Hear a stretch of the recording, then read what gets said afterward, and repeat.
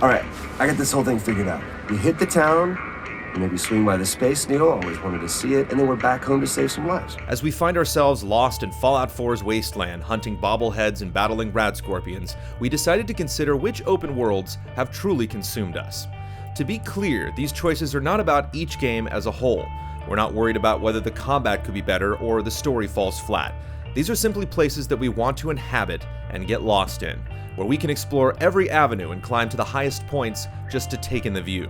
Some of these are contained on a single contiguous map, while others have multiple enormous chunks of terrain.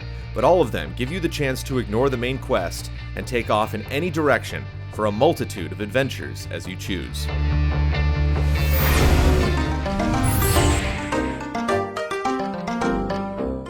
While the majority of Deus Ex's locations are disconnected from one another, each feels alive with meaningful NPCs that offer insight and context into the world and its events.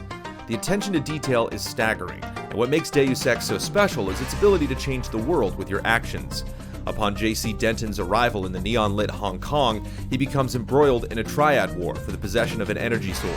Nightclubs, markets, bars, and even a lab housing aliens is there to freely explore. Perhaps the greatest optional location in the game, your pilot Jock's apartment, is a crowning achievement in world creation that helps make Hong Kong feel like the real thing. See how easily our technologies turn on us?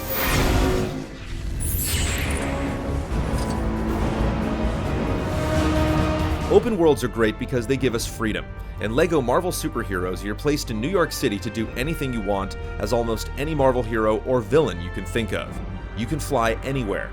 You can ride a lion on the top of a skyscraper.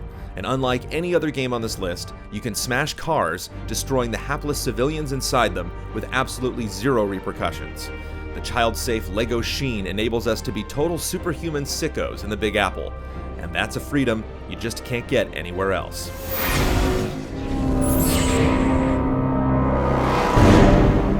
Fallout 3 may be the game that revived the legendary post-apocalyptic series and introduced it to a wider audience, but we prefer Obsidian's Fallout New Vegas.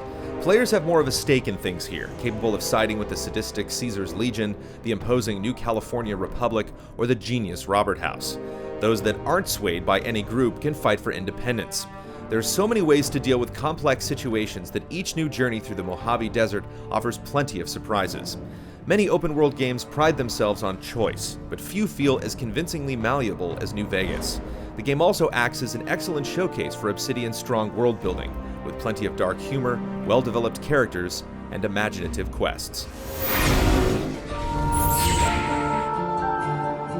Venice remains Assassin's Creed's greatest open world, even after countless entries in the franchise.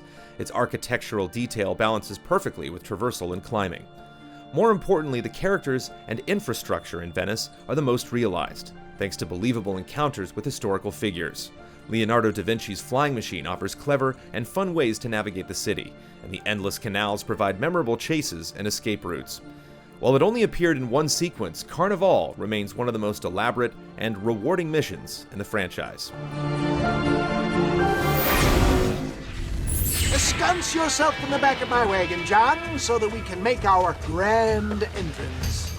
There are no skyscrapers or castles in Red Dead Redemption's Wild West, compared to other highly populated maps on this list, but there's a lot going on within its borders. You can do favors for law enforcement, play poker with local gamblers, or chase after the leader of the old gang you used to run with. The world really feels alive when you hunt animals to catch or skin, and follow strangers that offer no experience or monetary reward for listening to their peculiar stories. When the sun sets over these deserts and canyons, they feel like real places, making this one of our favorite homes to roam through. The question is which will win out between his pride and his instinct for survival.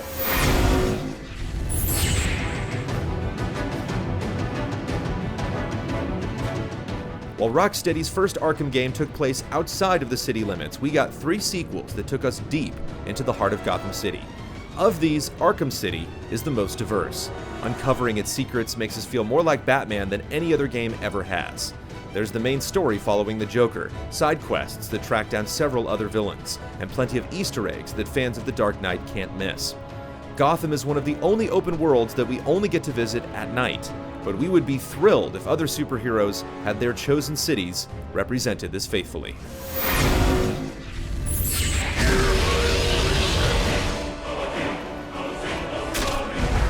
Whether you're scaling the icy peaks of the throat of the world, or plundering treasure whilst battling trolls in the bleak coast caves, The Elder Scrolls V Skyrim does a masterful job of making players feel especially small within such a dauntingly vast expanse.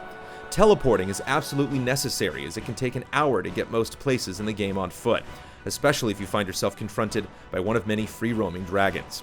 The story is compelling, but it's Skyrim's radiant quest system and a healthy, hard-working modding community that drive continued interest in the game. Skyrim raised the bar for its successors, and we're happy to keep dual-wielding wherever the road less traveled takes us.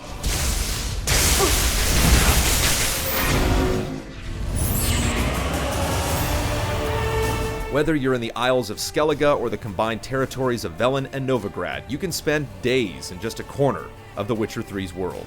The sweeping hills, mountains, and farmlands are packed with a variety of foliage and wildlife, establishing believable and distinct natural environments.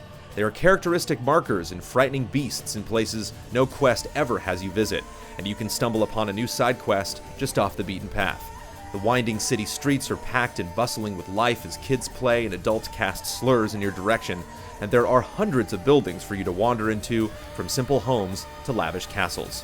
It's often taken for granted that open-world games have to sacrifice attention to detail for the sake of their size, but The Witcher 3 makes every corner feel intimately crafted. Rockstar originally sent us to San Andreas in 2004, and 9 years later they remodeled their parody of California into the greatest open world ever based on an actual location. It's hard to believe everything here is part of the same map when you're driving through downtown Los Santos, swimming under the ocean waves, hiking the many trails of Mount Chiliad, or cruising off-road through the deserts of sandy shores. When you add Rockstar's level of detail and creativity to this massive area, there's only one world that can possibly top it.